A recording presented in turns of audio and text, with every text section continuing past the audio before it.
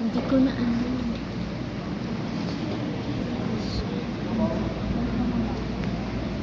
Republic of the Philippines, Department of Education, Region NCR, Division of Paranaque Secondary District, Fairfax Catholic School certifies that our grade 10 students have satisfactorily completed the requirements for junior high school prescribed for the primary schools of the Department of Education, and is therefore awarded this certificate. Signed in Paranaque City, Philippines, on the 30th day of May, 2024. Maria Lourdes Y. Campo, Reverend Father Augusto Cornelio. Congratulations, grade 10.